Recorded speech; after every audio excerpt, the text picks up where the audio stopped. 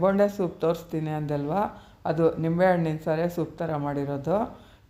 ಹೆಸ್ರುಬೇಳೆನ ಹುರಿದುಬಿಟ್ಟು ತೊಳೆದು ನೆನೆಸಿಟ್ಬಿಡಿ ಒಂದು ಅರ್ಧ ಗಂಟೆ. ಚೆನ್ನಾಗಿ ಮೆತ್ತಗೆ ಬೆಂದೋಗುತ್ತೆ. ಈ ಸೂಪ್ಗೆ ಇದಕ್ಕೆ ಚೆನ್ನಾಗಿರುತ್ತೆ. ಬಾಣಲಿ ಇಟ್ಟು ಸ್ವಲ್ಪ ತುಪ್ಪ, ಜೀರಿಗೆ, ಸಾಸಿವೆ, ಹಸಿಮೆಣ್ಸಿನ್ಕಾಯಿ, ಕರಿಬೇವು, ಬೆಳ್ಳುಳ್ಳಿ, ಒಂದು ಟೊಮೊಟೊ ಇಷ್ಟು ಹಾಕಿ ಮೆತ್ತಗೆ ಫ್ರೈ ಮಾಡಿ.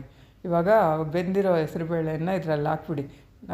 ಪೆಪ್ಪರು ಅರ್ಧಂಬರ್ಧ ಕುಟ್ಬಿಟ್ಟು ಹಾಕಿ, ಅಲ್ಲಿಗೆ ಸಿಕ್ತಿದ್ರೆ ತುಂಬ ಚೆನ್ನಾಗಾಗುತ್ತೆ. ಉಪ್ಪು ಅರಿಶಿನ ಹಾಕ್ಕೊಂಡು ಈ ಎಣ್ಬೋಕಲಲ್ಲಿ ಒಂದು ಸರಿ ಮ್ಯಾಶ್ ಮಾಡಿ ಚೆನ್ನಾಗಿ ಕುದಿಯೋವಾಗ ಕೊತ್ತಂಬರಿ ಸೊಪ್ಪು ಸ್ವಲ್ಪ ಹಾಕ್ಬಿಡಿ. ಸಖತ್ತಾಗಿರುತ್ತೆ.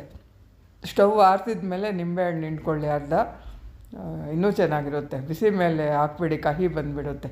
ಇವಾಗ ನೋಡಿ, ನೆನ್ನೆ ಈ ಬಜ್ಜಿ ಮಾಡಿದ್ವಲ್ಲ, ಶಾಲೋ ಫ್ರೈ ಮಾಡಿದ್ವಲ್ಲ, ಅದರದ್ದೇ ಇಟ್ಟಿತ್ತು, ಅದರದ್ದೇ ಬಜ್ಜಿ ಮಾಡಿದ್ದೀನಿ ನಾನು. ಮಾಮೂಲಿ ಮಾಡೋದಾದರೆ ಉದ್ದಿನ ಹಿಟ್ಟಿಂದ ಮಾಡ್ತೀವಿ, ಅದು ಇನ್ನೂ ಚೆನ್ನಾಗಿರುತ್ತೆ. ಆದರೆ ಇದು ಚೆನ್ನಾಗಿತ್ತು.